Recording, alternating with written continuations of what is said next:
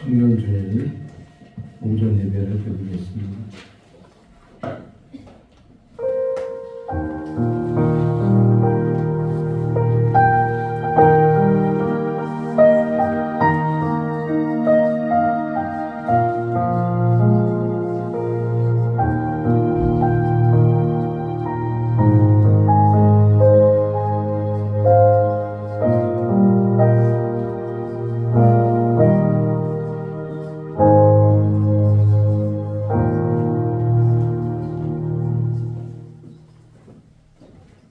여호와의 증거들을 지키고 전심으로 여호와를 구하는 자는 복이 있도다.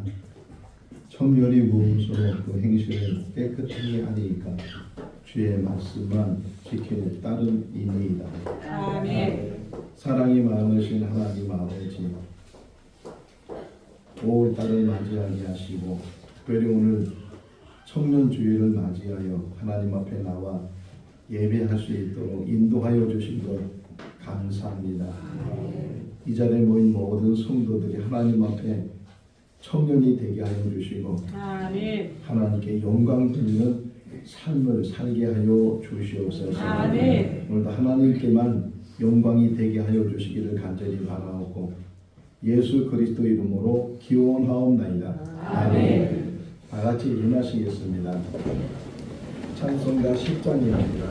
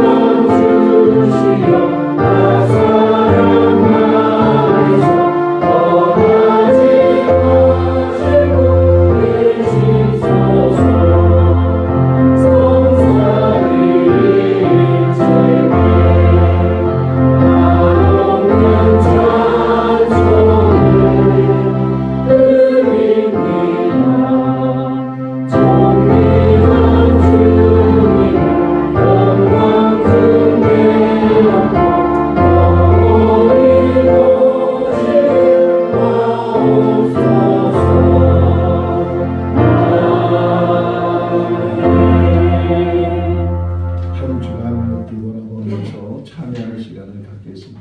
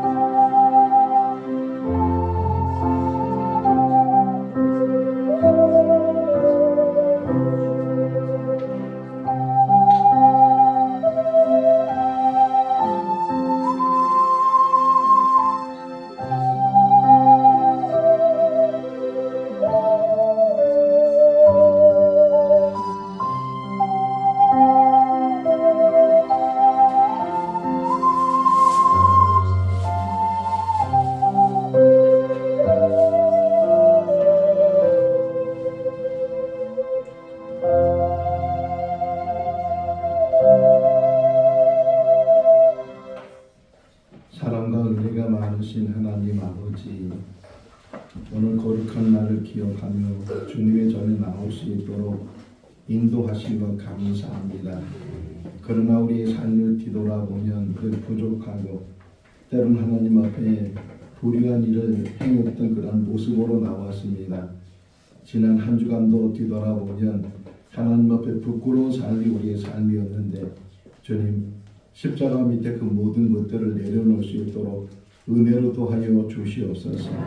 주님의 보혈로 씻어주시고 다시금 새로운 마음과 새로운 몸으로 하나님 앞에 더 가까이 나가는 귀한 시간이 되게 하여 주시옵소서. 우리를 구원하신 예수님의 이름으로 기도하옵나이다. 사도신경으로 신앙을 고백합니다. 나는 전능하신 아버지 하나님 천지의 창조주를 믿습니다. 나는 그의 유일하신 아들 우리 주 예수 그리스도를 믿습니다. 그는 성령으로 잉태되어 동정녀 마리아에게서 나시고 본디오 빌라도에게 고난을 받아 십자가에 못 박혀 죽으시고 장사된 지 사흘 만에 죽은 자 가운데서 다시 살아나셨으며 하늘에 오르시어 전능하신 아버지 하나님 우편에 앉아 계시다가 거기로부터 살아있는 자와 죽은 자를 심판하러 오십니다. 나는 성령을 믿으며 거룩한 공교회와 성도의 교제와 죄를 용서받는 것과 몸의 부활과 영생을 믿습니다. 아멘. 자리에 앉으시겠습니다. 찬송가 323장입니다.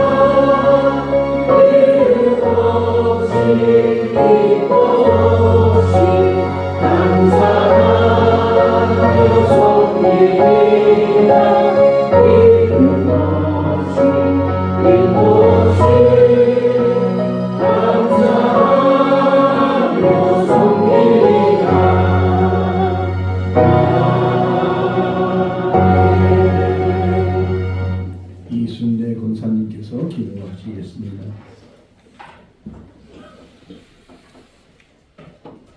창조와 역사의 주인 되신 하나님 아버지, 날마다의 분주한 일상을 내려놓고 구별된 이 시간에 주님 앞에 모였습니다. 주님께만 영광과 존귀와 찬송을 올려드립니다. 아멘. 영광 받아 주시옵소서. 아멘. 하나님 아버지, 험악한 이 세상에서 우리를 보호하시고 함께해 주셔서 우리에게 맡겨진 일들을 잘 감당하게 해주심을 감사드립니다. 아멘. 주님 이 시간에 여기에 모인 모든 이들에게 정결한 마음을 주시옵소서.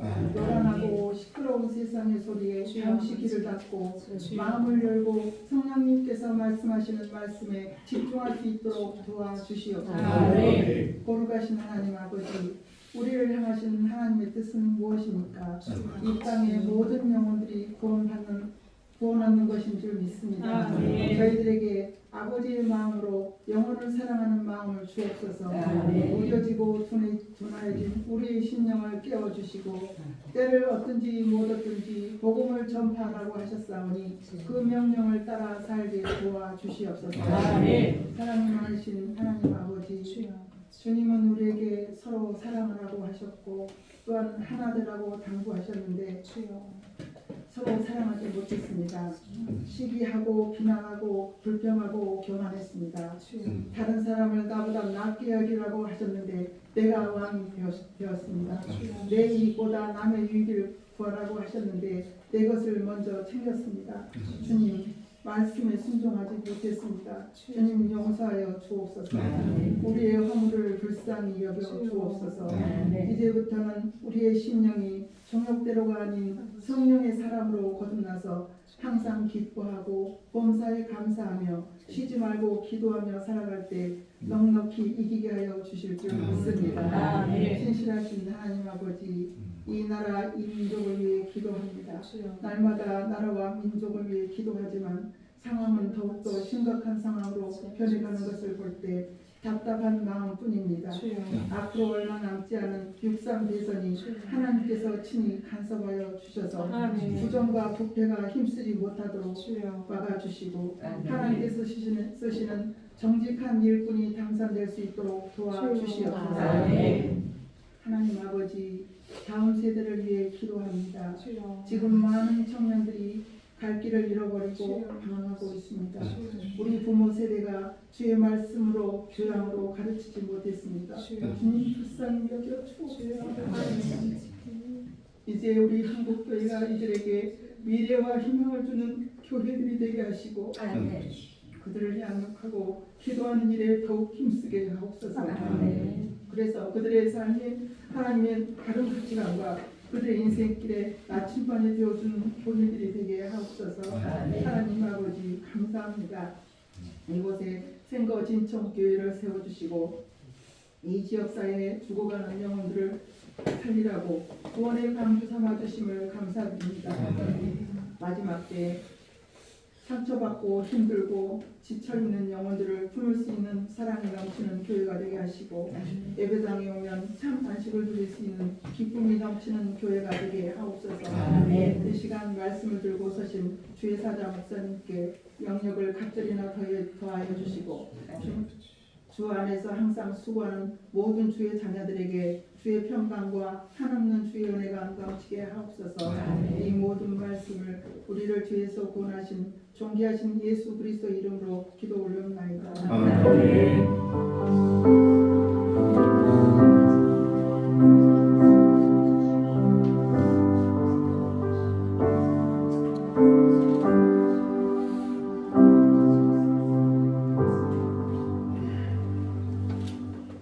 오늘 우리 주신 하나님의 말씀은 예레미야 1장 4절에서 10절 말씀입니다. 구약성경 1050쪽 예레미야 1장 4절에서 10절 말씀 한 절씩 교독하겠습니다.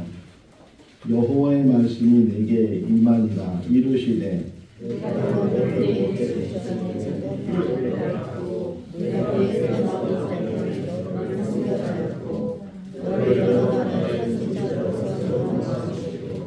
내가 이르되 슬프도소이다 주 여호와여 보소서 나는 아이라 말할 줄을 알지 못하나이다 하니 여호와께서 내게 이르시되 너는 아이라 말하지 말고 내가 누구에게 이르든지 너는 가며 내가 내게 무엇을 명령하는지 너는 말할지니라.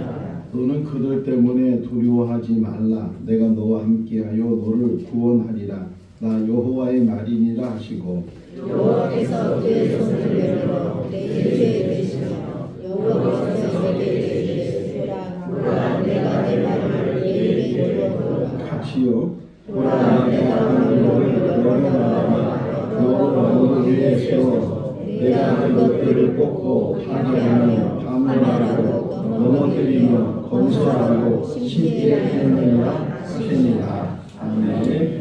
전교인 찬양대가 하나님께 찬양을 올려드리겠습니다.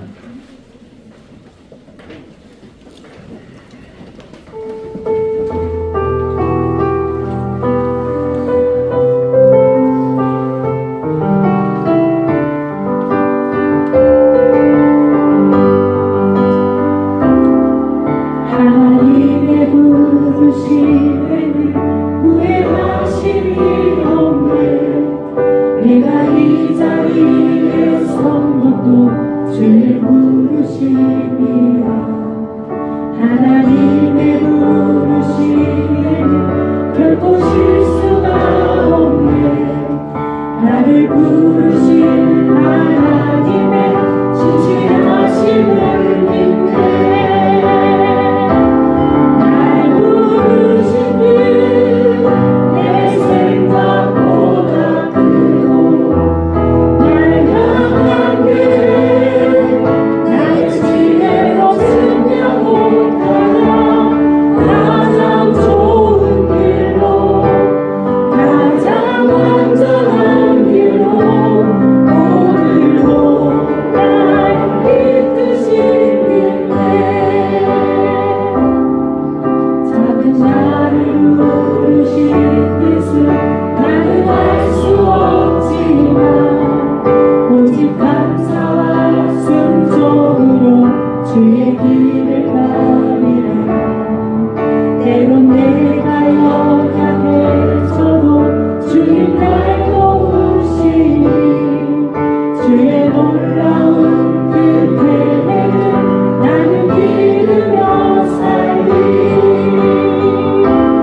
날 부르신 그내 생각보다 크고 날 향한 그 나의 지혜로 측량 못하나 가장 좋은 길로 가장 완전한 길로 신실하신 주를 찬양해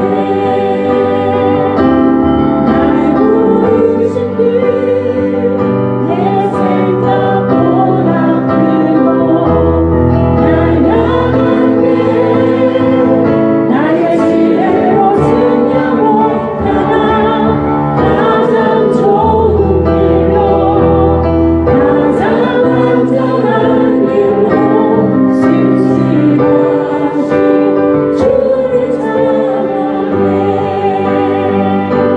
신실하신 주를 찬양해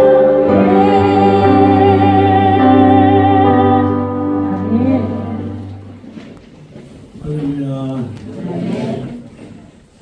오늘 무슨 달이라는 거예요? 달이라고. 5월 달에는 기념일이 많이 있는데 5월 5일을 어린이날, 5월 8일을 어버이날, 5월 15일을 스승의 날, 5월 21일 부부의 날, 그리고 하나 더 있는데 성년의 날이 있어요. 그러면 성년의 날이 며칠일까요? 성년의 날에 대해서 잠깐 말씀을 드리면 우선 성년의 유래를 찾아보니까 한 1000년 전에 고려시대 광종 16년에 그 광종이 자기 아들 성년식을 해줬다 하는 그런 기록이 있고 요즘 와서 근래에는 1973년도부터 성년날을 제정해서 원래는 4월 달에 성년날이 있다가 어느 정도 지나서 5월 6일로 날짜를 변경했다가 1985년도부터는 84년도에 다시 제정을 해서 85년도부터는 날짜를 한 날짜로 지정한 것이 아니고 5월 셋째 주 지난 월요일. 그러면 며칠이에요 오늘은? 이번에는 내일이잖아요. 내일 19일이 되는 게 날짜가 정해져 있지 않고 셋째 주 주일 지난 그 다음 월요일이 성년의 날 이렇게 제정을 했어요. 그래서 내일이 성년의 날이고 또 내년에는 또 다른 날짜가 성년의 날이 되는데 성년의 날 또는 성인의 날이라기도 하고 또 성년의 날 때 선물을 여러 가지로 주게 되는데 그 중에 대표적으로 주는 선물이 3가지가 있다고 합니다. 그 첫 번째가 장미 또는 향수 그리고 애인이 있는 사람은 키스 이 3가지 선물 중에 하나를 주기도 하고 또는 다른 선물도 주기도 하는데 올해 우리 교회에 전정헌 형제가 성년이 되는 그런 해입니다. 혹시 여자친구가 있으면 키스를 선물로 받을 수 있는 있어요? 있어요? 없어요? 있어요. 어쨌든 이따가 교회에서 작은 장미를 주려고 해요. 또 그 외에도 여기 청년들이 있습니다. 또 군에 간 청년들도 있고 개척교회지만 그래도 우리 교회에 청년이 있다는 것은 참 희망적이고 미래적이지 않겠는가 하는 생각이 들고 우리 정연이 형제도 또 내년이면 청년이 되기도 하고 너무 감사한 일들이 참 많이 있고 아이들부터 시작해서 우리 중고등부 또 청년들 또 장년들 또 요년들 모든 연령층의 사람들이 다 모여서 한 공동체를 잘 이루는 그런 교회가 될 수 있기를 바랍니다. 국가별로 이제 인구 분포도 그림이 있어요. 뭐 그게 다 일정하지 않고 다 다르지만 국가의 10대씩 그러니까 10대, 20대, 30대, 40대, 50대, 60대 쭉 해가지고서 어느 연령이 많은가 이거를 분포도를 그림을 그려보면 대표적인 것이 삼각형이 있고 또 역삼각형이 있고 그리고 다이아몬드가 있어요. 예를 들면 삼각형은 어린아이들이 많은 나라, 어린아이들이 많고 반면에 노년층이 적을 때 정확하게 삼각형은 아니지만 그런 분포도의 연령으로 이제 한 나라가 구성되는 경우가 있고 가장 나쁜 것은 역삼각형. 그냥 아이들은 없고 정말 극한 존재는 아이들은 없고 반면에 노년들은 굉장히 많아가지고서 역삼각형을 이루는 그런 나라들도 있고 또 하나는 다이아몬드식으로 중간층 그러니까 청년들과 장년들 20대에서 한 50대 정도의 연령에 있는 사람들이 많이 있고 근데 이게 오래 가지는 못해요. 왜냐하면 아이들이 적기 때문에 결국은 이것도 역삼각형으로 바뀌어지게 되는데 우리나라를 보면 우리나라는 어떤 형태일 것 같아요? 역삼각형이겠죠. 뭐 아주 없는 건 아니지만 어쨌든 계속 고령화 시대, 초고령화 시대로 계속 가고 있기 때문에 아이들은 점점 줄어들고 노년층은 점점 많아지는 그런 모습들을 보게 돼요. 지금 심각한 것이 다 인구 감소인데 유럽은 먼저 인구들이 많이 감소가 됐어요. 저출산에 의해서 우리나라들보다 아시아보다는 한 30년, 40년 전에 저출산 문제가 심각한 문제가 돼서 유럽이 그 인구 문제를 해결하는 방법으로 이민 정책 또는 난민들을 받아들이는 정책을 해서 인구를 늘렸어요.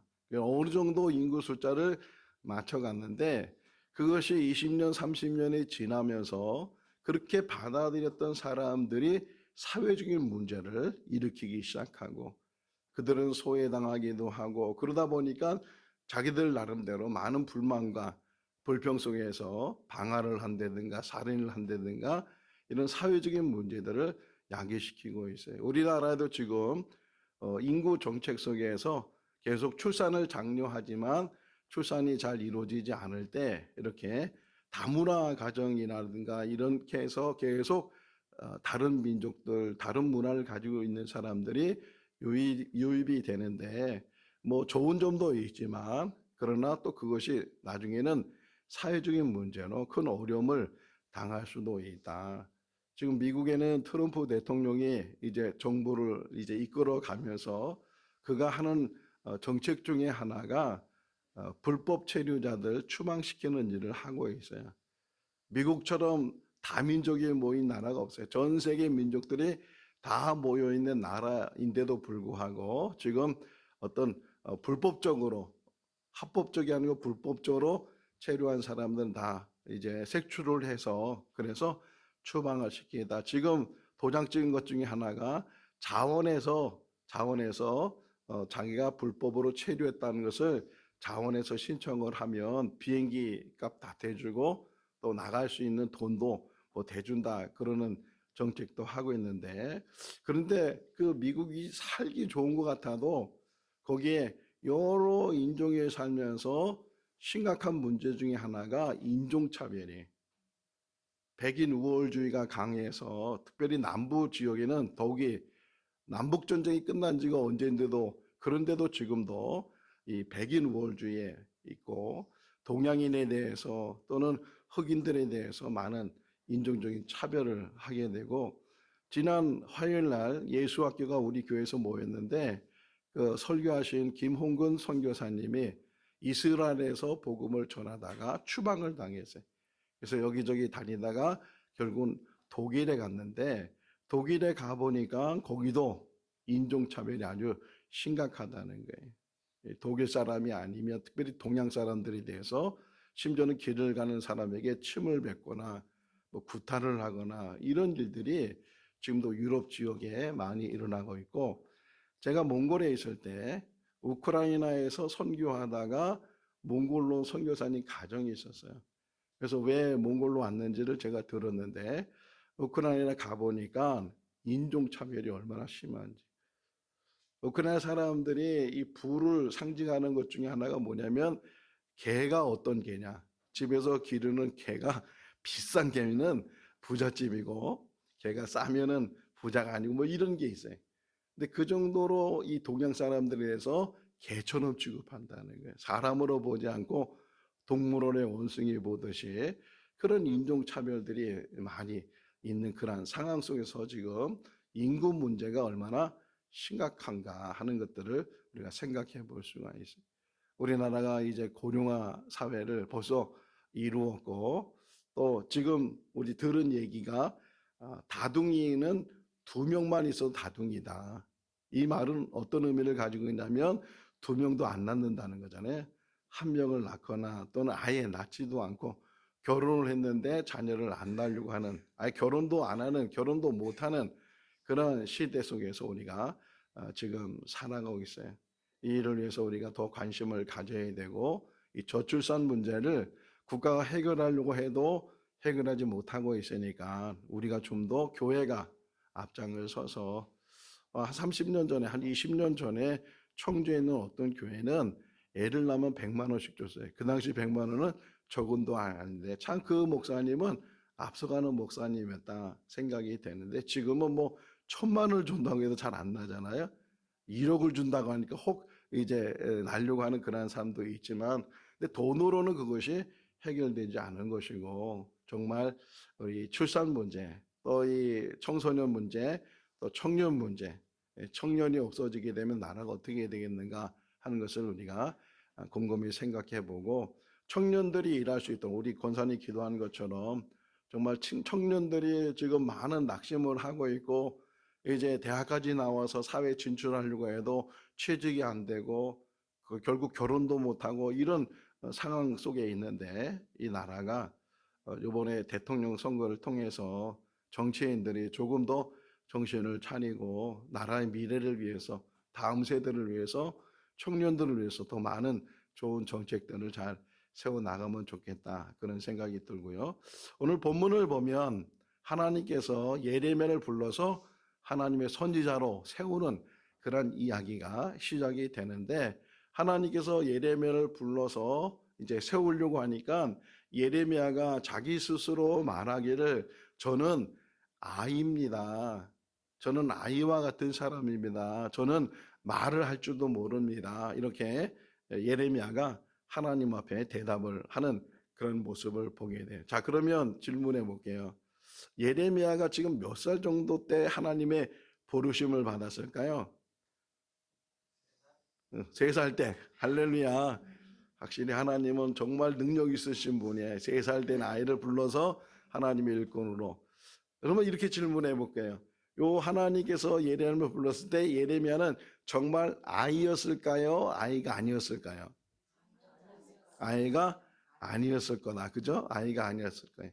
그래서 자기가 근데 그럼에도 불구하고 자기는 아이 같은 존재다. 무능한 존재고 부족한 존재고 하나님의 일을 할 수 있는 그런 사람이 아니다. 뭐 이런 어떻게 보면 겸손의 말이 그 말 안에 담겨져 있지 않는가. 그러면 예레미야는 몇 살 때에 하나님의 부르심을 받았을까? 나이가 기록되어 있지 않으니까 잘 모르겠지만 1장 1절을 보게 되면 예레미야의 집안 이야기가 나오는데 예레미야의 아버지가 제사장이었다 그래요. 예레미야 아버지가 제사장이기 때문에 당시에는 제사장은 세습되는 거예요.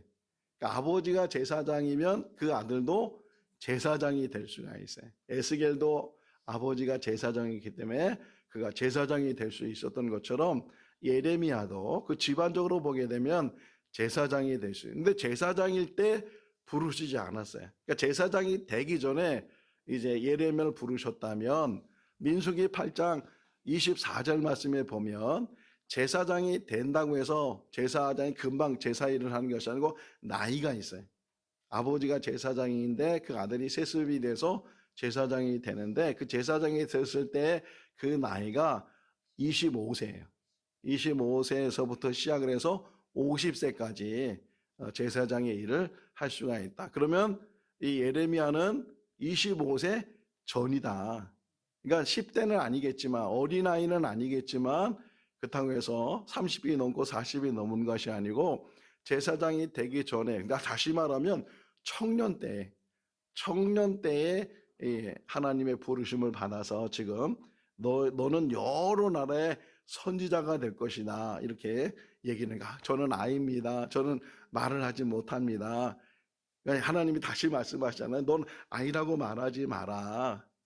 내가 어느 누구한테 보내든지 너는 가고 내가 너에게 명령하는 말은 무슨 명령이든지 그 말을 전하는 선지자가 되라 이렇게 말씀을 하고 있어요. 그러면서 8절 말씀에 보게 되면 그렇게 할 수 있는 일이 뭔가 바로 하나님이 함께 하시기 때문에 자 예레미야는 자기가 부족함을 고백을 해요. 아이와 같다고 고백을 해요. 그럼에도 불구하고 하나님께서는 그를 세우셔서 하나님의 선자로 이제 일하게 하시는데 예레미야가 능력이 있거나 뭐 대단한 어떤 재질 속에서 재능 속에서 그 일을 감당하는 것이 아니고 부족하지만 그 부족한 그대로 하나님이 함께 하셔서 하나님이 일하시다는 거예요. 교회 일도 마찬가지예요. 능력이 있어서 교회 일을 하는 것이 아니고 능력이 없이 부족하지만 한없이 부족하지만 어린아이 같지만 그럼에도 불구하고 하나님이 함께 하시면 하나님이 붙드시면 하나님의 말씀을 순종하면 그 일을 감당하게 되는 줄로 믿습니다. 자 그러면 하나님의 일을 하면 형통할까요? 형통하지 않을까요? 하나님의 일을 하면 형통해요? 형통하지 않아요? 다시 다른 질문으로 하나님의 일을 하면 고난이 없을까요? 고난이 있을까요? 이렇게 얘기하니까 잘 알아들으시네. 하나님의 일을 하면 형통해야 되잖아요. 하나님의 일을 하기 때문에 뭐든지 만사형통이라는 말이 있는 것처럼 형통해야 되는데 오히려 불통하게 되고 평안해야 되는데 평안하지 못하는 이 예레미야를 보도 알 수 있고 구약의 모든 하나님의 선지자를 보면 알 수가 있는 것처럼 하나님의 일을 한다고 해서 더 수월해지고 안 되는 일이 잘 되고 그런 것이 아니고 오히려 더 고난 속에 어려움 속에 심지어는 생명의 위험 속에 들어가는 그런 일들도 있어요. 그러다 보니까 하나님의 일을 지금도 마찬가지인데 하나님의 일을 하는 사람들이 중간에 포기하는 경우가 있어요.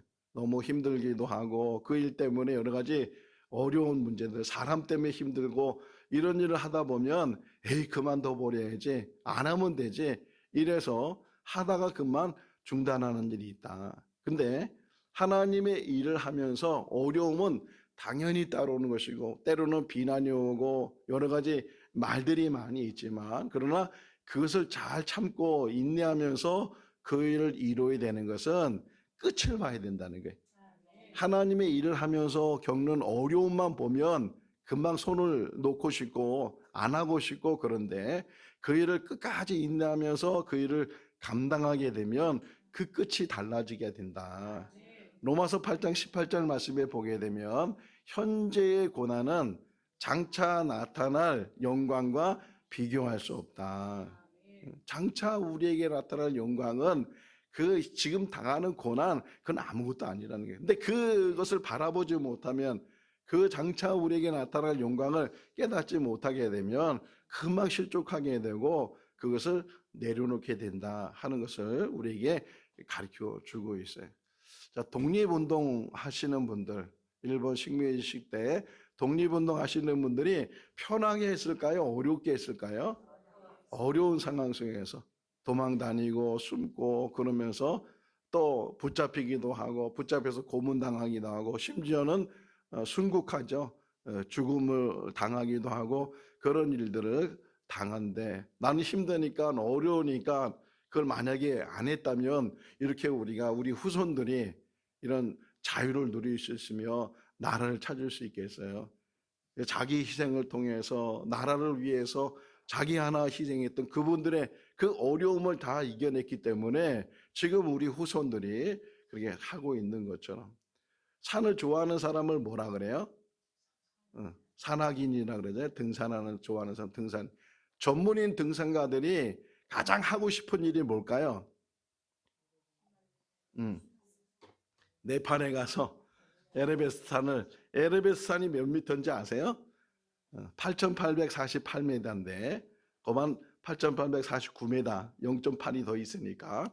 근데 그 높은 산인데 막 산소 호흡기를 끼지 않으면 못 올라갈 정도로 산소가 희박한 그 꼭대기까지 이 전문인 산악인은 정말 평생 소원이 거기 올라가는 거예요. 근데 수월하게 올라갈 수도 있어요. 비행기 타고 거기 내려가면 되니까. 그런 사람은 없다고요. 고생하고 심지어는 목숨 걸고 그러면서 그 꼭대기까지 올라가요. 그러다가 올라가면서 실종당하기도 하고 또 내려오면서 실종당하기도 하고 자기 목숨하고 바꾸는 일들을 그들이 한데도 불구하고 그것이 그들에게는 소망이에요. 희망이에요. 하고 싶은 일이에요. 하나님의 일을 할 때 내가 살아가면서 그 하나님의 일을 하면 모든 것이 잘 되는 것이 아니고 사람들이 다 인정하는 것이 아니고 오히려 그 일 때문에 어려움을 당하지만 그러나 끝까지 그것을 붙들고 있어야 된다. 구약시대의 많은 선지자들 동일하잖아요. 시대가 다 다르고 하는 일이 다 달라도 그들은 편하게 하나님 일을 한 사람이 한 사람도 없어요. 늘 목숨 걸고서. 왜냐하면 그 백성들에게 늘 반대적인 얘기를 해야 되잖아요. 잘못한 일에 대해서 지적해 줘야 되고 책망해야 되고 하나님의 말씀을 전해야 되니까 늘 위협을 느끼게 되고 목숨을 걸어야 되는데 그 대표적인 인물이 바로 예레미야라는 거예요. 자, 예레미야 시작을 보면 1장 2절 말씀에 그가 어느 때 시작이 되느냐, 어느 때 부르심을 받았느냐, 요시야 왕 때. 대표적인 이 인물 중에 한 사람이 요시야 왕이에요. 다윗과 같은 사람이다 이렇게 표현해요. 아니, 다윗보다 더 하나님을 잘 섬겼던 사람이 요시야 왕. 요시야 왕 16년 때 이 예레미야가 부르심을 받았어요. 그러니까 어떤 때는 처음에는 너무 좋은 때예요. 그런데 그것이 얼마 가지 못해서 요시야 왕이 죽고 그 후로 계속 세워지는 왕들마다 악한 왕이고 또 특별히 예레미야를 힘들게 한 건 왕뿐만 아니라 거짓 선지자들. 뭐 어느 시대든지 거짓 선지자 있었는데 특별히 예레미야 시대는 거짓 선지자를 득실을 거려가지고서 계속 하나님의 말씀을 받지도 않는데 하나님의 말씀을 받은 것처럼 왜곡시키고 백성들을 현혹시키고 그런 일들을 하니까 더 예레미야가 힘들게 되고 이 거짓 선지자 때문에 감옥에 갇히기도 하고 생명의 위협을 느끼기도 하고 그런 삶을 살았던 사람이 예레미야예요. 얼마나 힘들었는지 이 예레미야 20장 11절 말씀에 보게 되면 그가 고백하기를 야 내가 이거 그만둬야 되겠다. 하나님 말씀을 전하는 그만둬야 되겠다. 그런 생각도 했는데도 불구하고 이 마음에는 막 불붙는 같은 그런 마음이 있어서 막 골수에 사무치는 그런 뜨거움이 있어서 그만두지 못하고 그런 고난 속에서도 그 일을 감당하게 됐다. 그러면서 예레미야 29장 있는 말씀을 보게 되면 예레미야 29장에 이렇게 얘기를 해요. 하나님이 나에게 말씀해 주셨는데 하나님이 나에게 말씀해 주신 것은 내가 너에게 평안을 전하는 것이지 재앙을 전하는 것이 아니야. 내가 너희에게 미래와 희망을 전하는 것이야. 이렇게 이야기하는 것을 우리가 찾아볼 수가 있어요. 계속 책망하거든요. 그 책망하지만 그 책망 안에는 뭐가 있냐면 하나님의 사랑이 있는 거예요. 지금 너희가 너무 잘못하고 있지만 돌이키기만 하면 다시 회복하기만 하면 그러면 하나님 그 모든 것들을 다 용서해 주시고 그리고 하나님께서는 받아주신다. 다시금 세워주신다. 너희는 내 백성이 되고 나는 너희의 하나님이 된다. 이게 하나님의 마음이고 예레미야를 통해서 하나님께서 전해주시고자 하는 그런 말씀이었어요. 여기 그릇이 있다고 보면 여기에 이제 깨끗한 물을 부으려고 그래요. 근데 이 안에는 더러운 물이 담겨져 있어요. 그러면 어떻게 해야 돼요? 여기에다가 계속 깨끗한 물을 부으면 깨끗해질까요? 아무리 깨끗한 물을 부어도 그 물은 계속 더러워질 수밖에 없는 것처럼 깨끗한 물을 붓기 전에 더러운 것을 버려버리고 그 그릇을 깨끗이 세척하고 그래서 깨끗한 물을 받을 수 있도록 이게 선지자의 역할이었어요. 지금 너희 안에 담겨진 그 더러운 것들을 지금이라도 버려라. 지금이라도 버리고 그리고 다시금 너희 마음을 새롭게 해서 깨끗하게 해서 하나님이 주신 은혜를 받을 수 있는 그런 그릇이 되라. 이게 지금 선지자들이 백성들에게 또 우리들에게 이야기를 해주고 있는 거예요. 더러움을 버려야 돼. 더러움. 지금도 마찬가지예요. 지금도 우리 안에 있는 이 더러움을 계속 버려내지 않으면 아무리 성령을 달라고 하고 아무리 은혜를 달라고 하고 아무리 새롭게 해달라고 하고 그래도 그것이 새로워질 수 없고 성령이 우리에게 임재할 수 없잖아요. 그게 뭐예요? 회개를 촉구하는 거예요. 회개해라. 회개해라. 지금이라도 회개하라. 지금 나라를 걱정하는데 나라를 걱정하는 모든 사람들은 먼저 회개해라. 회개. 누구 탓하지 말고 지금 내가 얼마나 하나님 앞에 죄악이 큰지 우리 믿는 사람들이 얼마나 죄악이 큰지 한국 교회가 얼마나 죄악이 큰지 자복하고 회개하고 더러움을 추방하고 다 내려놓고 깨끗이 지금 씻어내서 찬송가 525장 찬송가 가사 그 찬송가 내용은 누가복음 15장에 나오는 둘째 아들 이야기예요. 집을 나간 아들 그럼에도 불구하고 늘 그 아들을 기다리는 아버지의 심정으로 찬송가 가사가 쓰여져 있어요. 후렴구를 보게 되면 집을 나간 자여 어서와 돌아오라 계속 얘기해. 돌아오라. 집을 나간 자요. 그 집을 나간 자가 어떤 자예요? 하나님을 떠난 자, 하나님의 말씀을 불순종한 자. 그런 사람들이 돌아오도록 지금 계속 부르짖고 계속 찾으시는 분이 하나님이신 줄로 믿습니다. 예레미야 선지자를 가르쳐서 눈물의 선지자라 그래. 물론 다른 선지자들도 눈물을 많이 흘렸지만 특별히 예레미야 선지자는 눈물을 많이 흘렸어요. 하나님의 일을 하면서 힘든 일도 있어서 눈물을 흘렸지만 정말 이 나라가 풍전등하고 이제 곧 멸망하게 될 것이고 포로로 다 잡혀가게 될 것이고 그런 상황 속에서 눈물만 나고 정말 힘겨운 그런 하루하루 살았던 사람이 예레미야예요. 여러분 하나님의 일을 하면서 눈물을 쏟아본 적이 있습니까? 그건 귀한 눈물이에요. 하나님의 일을 하면서 비방을 들어서 하나님의 일을 하면서 말들이 많아서 그 일 때문에 속상하고 그 일 때문에 눈물 나고 그런 일들. 우리 장석영 목사님 사모님이 꽃꽂이를 오랫동안 했어요. 수십 년 동안 교회 꽃꽂이를 하고 또 그분이 사명을 받아서 청주 지역 또 청원 지역 옛날에 청원군 있었잖아요. 청주 지역 청원군 그 지역에 있는 아주 시골 교회 작은 교회 그 교회들도 꽃꽂이를 할 수 있도록 그래서 무료로 강습을 하고 그리고 꽃을 어디서 사왔냐면 서울의 그 강남터미널 지하에 가면 큰 꽃시장이 있잖아요. 매주마다 거기 올라가서 도매보다 더 싸게 그 꽃을 사다가 왜냐면 시골교회 돈이 없으니까 최소한의 경비로 하나님 앞에 꽃꽂이 하도록 그렇게 수년 동안 꽃꽂이 강습도 하고 또 본인의 교회에서도 꽃꽂이를 했는데 그분 이야기 속에서 꽃꽂이 할 때 가장 힘든 달이 몇 월 달일까요? 1월 달이래 1월 달.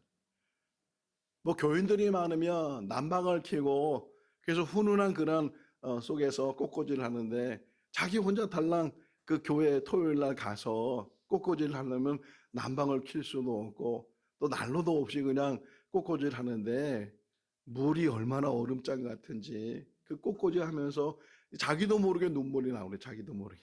내가 왜 이걸 하고 있는지.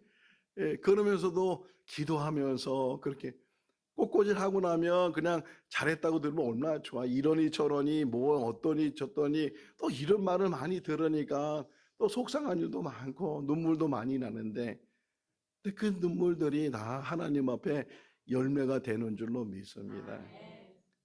예레미야가 청년 때 하나님의 부르심을 받았어요. 자, 질문합니다. 청년의 나이는 몇 살일까요? 청년의 나이는 몇 살이에요 지금? 몇 살이 청년이에요? 시골 가마라 시골. 시골의 청년회장이 몇 살이에요? 몇 살이 청년회장이에요? 막 50대도 너무 어려. 60대도 막 청년회장이고 막 그래. 청년. 제가 생각하는 청년은 몇 살일까요? 제가 생각하는 청년은 죽을 때까지야. 여긴 다 청년들만 모여서 지금 다 청년들만 모여서 좀 어린 사람도 있지만 청년들만 모여서 나는 이제 노년이야. 나는 나이가 많은 사람이야. 머리가 희끗희끗해. 이러면 안 돼. 올해 제가 이 청년주일 때 설교 준비하면서 자, 청년의 특징을 좀 물어볼게. 청년의 특징들 중에서 뭐가 청년의 특징일까요? 청년의 특징 뭐 여러 가지가 있을 텐데 청년의 특징. 꿈이 많다. 또 빨리 크고 싶다. 막 청년의 한 10여 년 전에 제가 서울 명동거리를 걸어간 적이 있어요. 서울 명동에. 지금은 명동거리가 어떤지 모르지만 그때는 사람들이 얼마나 많이 다녔는지 막 그런데 대부분 청년들이 그 명동거리를 많이 다니더라고요. 근데 그때 제가 유심히 그 청년들을 바라보면서 야, 청년의 특징이 저거구나 하는 것을 제가 그때 느꼈는데 그때 느낀 게 뭐냐? 청년들이 많이 걸어가는데 한 80% 정도가 청바지를 입고 있더라고요. 청바지. 청년들 특징 중에 하나가 청바지 편하잖아요. 어디든 앉아도 되고 뭐 일할 때도 그렇고 청바지. 그래서 제가 설교 준비하면서 마지막 결론이 뭐냐면 내년 청년 주일 때는 다 청바지 입고 온다. 우리 박종순 집사님 청바지 내년에 입고 오셔야 되고 오하자 권사님도 청바지 입고 와야 되고 저도 청바지 입고 올라 그래. 저 달력에다 메모해놨어요. 내년 청년주일 청바지 입고 오기. 그래서 청바지 주일로 바꾸려 그래. 사야지. 청바지 얻는 사람은 사야 돼. 청치마까지는 봐주려 그래. 청치마까지는. 청바지 입고서 한번 우리가 청년주일 때 청년이 돼서 하나님의 일을 하면 참 좋겠다 생각이 되고 진정한 청년은 언제까지냐? 하나님의 일을 할 때까지. 죽을 때까지 그 일을 하면 청년으로 살다가 청년으로 하나님의 부르심을 받는 거예요. 이 땅에 사는 날 동안 내가 무슨 능력이 있어서 감당하는 것이 아니고 저는 아이입니다. 저는 부족합니다. 저는 말도 부족하고 또 아는 것도 없고 그러나 하나님의 말씀하셔. 내가 너와 함께한다. 하나님의 손에 붙들려서 우리 각자에게 맡겨진 일들 그 하나님의 일이 쉬운 게 아니고 편한 게 아니고 잘 되는 게 아니더라도 그것이 나에게 힘겨운 그런 삶의 모습이라 할지라도 오직 청년이 돼서 마지막까지 주님의 일을 감당하는 우리 모두가 다 될 수 있기를 주님의 이름으로 축원합니다. 기도하겠습니다. 사랑과 은혜가 많으신 하나님 아버지, 청년의 때에 주님을 기억하고 청년의 때에 주님의 일을 감당하는 것이 우리의 사명인 줄로 믿습니다. 강건할 때, 젊었을 때 부르는 것이 아니고 연약할 때, 부족할 때, 스스로 할 수 없을 때 하나님이 부르셔서 하나님의 일을 맡기시는 줄로 믿습니다. 우리 생거 진천교회 모든 성도들은 다 청년이 되게 하여 주시고 마지막 숨을 거두는 그 순간까지 각자에게 맡겨진 주님의 일을 감당하다가 주님의 부르심을 받는 우리 모두가 되게 하여 주시옵소서. 예수님의 이름으로 기도하옵나이다. 아멘. 찬송가 574장 하시면서 봉헌하시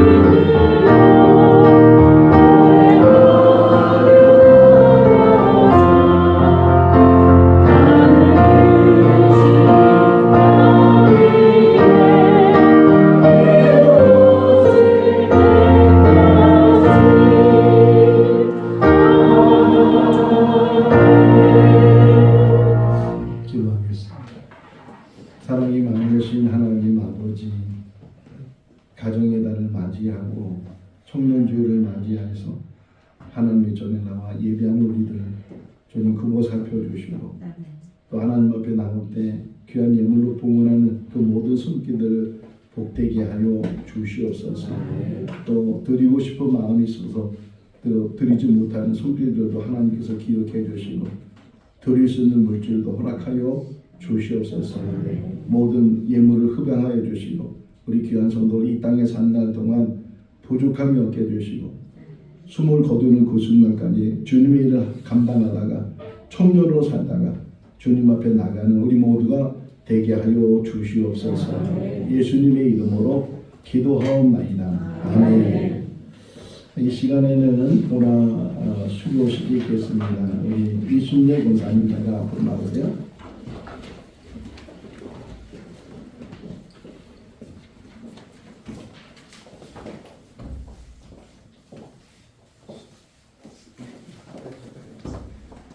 수료증 제12호 이름 이순례 직분권사 강사 준기경 이순례 권사님은 보라 세미나 8주 과정을 수료할게 이 수료증을 수료합니다. 2025년 5월 18일 생거 진정교회 담임목사 김보라.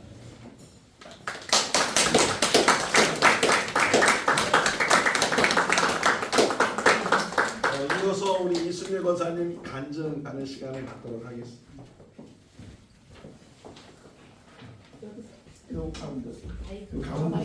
마이크 뽑아가지고 가운데 기다려주세요. 가운데서 보라 공부를 마치며 제가 이걸 쓰면서 많이 어려웠는데요. 그냥 쉽게 제가 다시 쉽게 좀 풀어갖고 했어요. 보라 공부를 마치며 그런즉 누구든지 그리스도 안에 있으면 새로운 피조물이라 이전 것은 지나갔으니 보라 새 것이 되었도다. 고린도후서 5장 17절 말씀. 주미경 목사님의 권유로 성경 공부를 시작하면서 교재를 받아들고 살펴보니 이걸 왜 내가 지금 해야 되지? 조금은 내키지 않았습니다. 그러나 마음을 낮추고 순종하는 마음으로 공부를 시작했습니다. 교재의 순서대로 공부하면서 잊고 있었던 거나 놓쳐버린 부분을 더 깊게 묵상하게 되었습니다. 특히 과제 중에 제7과 하나님의 사랑에서 끊을 수 없으리라 제8과 자라나야 합니다를 공부하면서 성령님의 만지심으로 하나님의 은혜와 사랑을 더 깊이 만나는 시간이었습니다. 우리는 다 아는 것 같고 내 식대로 아는 것이 얼마나 많은지 모릅니다. 우리는 하나님 아버지를 아는 것이 얼마나 작은지 창조주 하나님을 알면 알수록 겸손해질 수밖에 없습니다. 그 크신 하나님 아버지가 나의 아버지 되심으로 부족함이 없습니다. 제8과 자라나야 합니다는 그리스도의 장성한 분량까지 자라나기를 힘쓰려 합니다. 생거진천교회 모든 지체들이 그리스도 안에서 자라나기를 기도합니다. 말씀 공부하면서 성령님께서 은혜를 주시고 아버지의 마음을 더 잘 알아가게 하셔서 진리 안에서 자유하게 하시리라 믿습니다. 그리고 하나님을 믿는다고 하지만 진리 안에서 자유롭지 못하는 지체들에게 기도의 손을 맞잡고 그들의 힘듦을 거두며 함께 자라나려고 합니다. 많은 기도 부탁드립니다. 끝으로 보라 프로그램 강사로 함께해 주신 주미경 목사님께 감사드립니다. 바쁜 일정 가운데도 제게 시간을 내어주시고 이끌어 주셔서 다시 한번 감사드립니다. 감사합니다.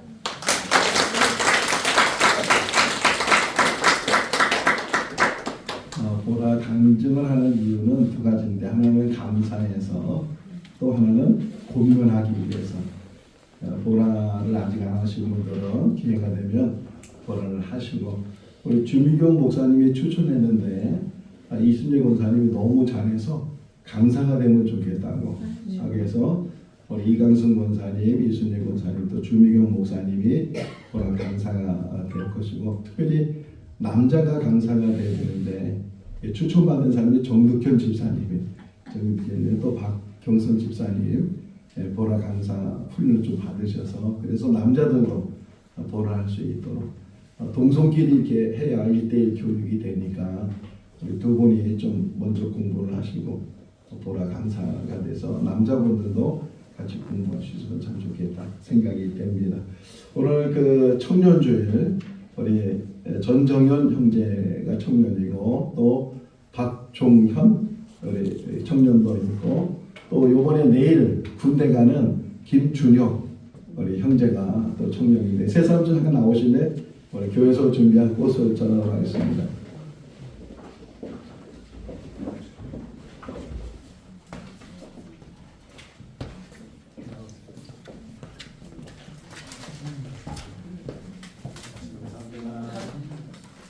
너무 예쁘죠?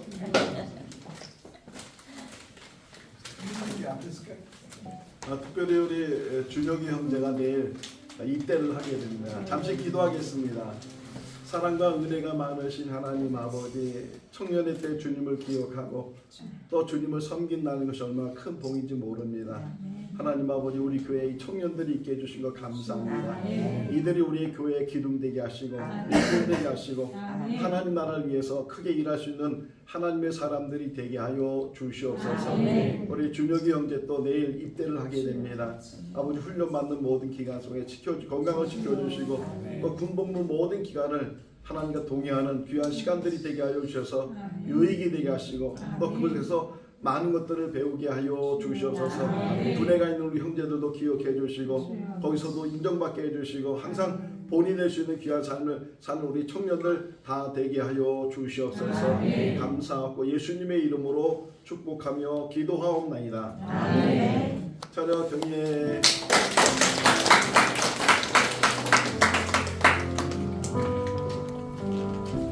이왕 제가 나왔으니까 우리 이정현 형제가 이번 전국체전에 나가서 2인조 볼링에서 동메달을 획득을 했습니다. 잠깐 나오시겠습니다.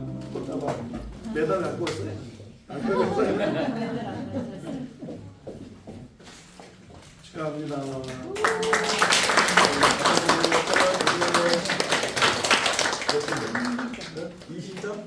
희정담에도 준대. 희정담에 미래 청년이었더라. 미래 청년.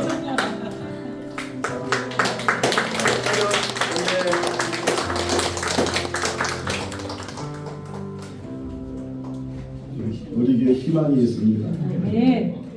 우리 선고 외우도록 하겠습니다. 못 외우신 분들은 주보 뒷면에 보시면 나와 있습니다. 잠언 16장 9절 말씀 시작. 사람이 마음으로 자기 일을 계획할지라도 그 걸음을 인도하시는 여호와시니라. 아멘. 이번 주간에는 히브리서 4장 12절 말씀 좀 길지만 매일같이 암송하면 능히 암송할 수 있을 줄 압니다. 이순애 권사님 하나 뽑아주세요.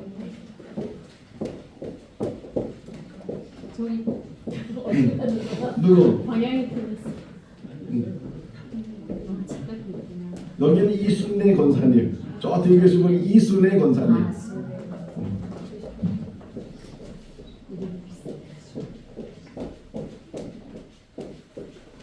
이순애 권사님 앞에는 몇 사람 더 있어요. 로마서 8장 26절 말씀인데요. 다음 주에 기록하도록 하겠습니다. 오늘은 청년 주일이고 다음 세대에서 기도해 주시고 또 교회 운영위원회 정기 기도 모임이 다음 주에 있겠습니다.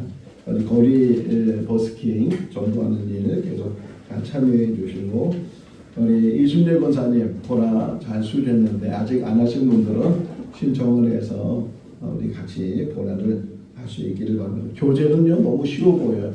근데 교재가 중요한 게 아니고 그 시간에 대화하면서 같이 말씀을 나누는 것이 굉장히 중요한 시간. 다시 자기를 점검하게 되고 8강까지 가게 되면 내가 이러고 있어서는 안 되겠다 하는 도전을 새롭게 받게 되는데 보라를 같이 하실 수 있기를 바라고요. 우리 가요숙 권사님 아들 김재희 형제님이 목 디스크가 와서 지금 청주에는 마이크로 병원에 입원하고 있습니다. 지금 물리치료 받고 있는데 잘 치료될 수 있도록 위해서 기도를 해주시고 또 유명자 집사님 집에서 모이셔서 왼쪽 발 인대가 늘어나서 지금 뭐죠? 반기부스를 지금 하고 계세요. 좀 많이 낫다고 하는데 우리 기회에서 기도해 주시고 아까 말씀드렸지만 우리 김도호 집사님, 이순유 원사님 아들 준혁 형제가 내일 군에 입대하게 됩니다. 잘 군복무 잘할 수 있도록 위해서 기도를 해 주시기를 바라고요. 또 우리 이종윤 학생 우리 동메달 획득했고 신병곤 집사님이 청주에 있는 네오 아트 센터에서 부부 작품 전시회를 하고 있습니다. 그래서 오늘 3시에 가려고 하는데 시간 되시는 분들은 저한테 말씀해 주시기를 바라고, 우리 이강래 전도사님은 다음 주 중에 필리핀 선교를 다녀오게 됩니다. 단기 선교지만 찬양 사역을 잘 할 수 있도록 위해서 기도를 해 주시기를 바라고, 저는 또 내일 서울에 있는 백석대학교 대학원에서 특강을 하게 됩니다. 강의를 잘 할 수 있도록 위해서 또 기도를 해 주시기를 바랍니다. 또 우리 정몽교 집사님께서 또 이렇게 좋은 맛있는 과자를 준비해 주셔서 한 알음씩 싸놨습니다. 일을 마치고 가실 때 한 분씩 가져가실 수 있기를 바랍니다. 다 같이 일어나셔서 찬송가 171장 1절 하시겠습니다.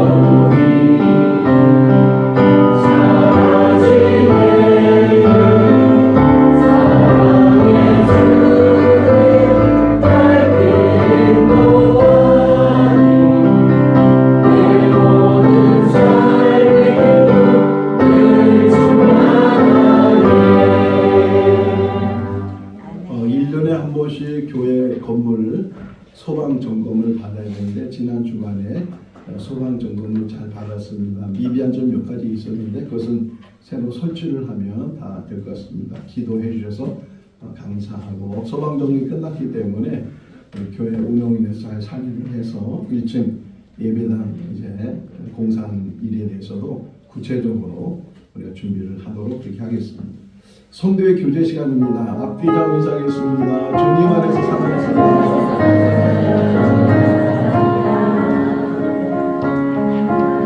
그리고 예배 마치고 나서 우리 준혁이 형제 좀 손 좀 잡아주시고 기도해 주시고, 또 이를 기억해서 공부를 잘하시고 기도해.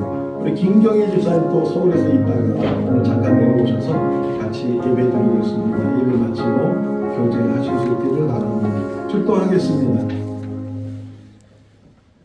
지금은 우리 주 예수 그리스도의 크신 은혜와 하나님 아버지의 무한하신 사랑하심과 성령님의 교통하시고 교제하시고 충만하심이 평생 청년으로 살면서 주님의 일을 하기로 결심하고 결단하는 우리 모든 성도들 삶 가운데, 가정과 자녀와 일터 가운데, 그리고 오늘 군 복무를 위해서 내일 입대하는 준혁 형제의 모든 삶 가운데, 또 모든 청년들 가운데 영원토록 함께 하시기를 축원하옵나이다. 아멘.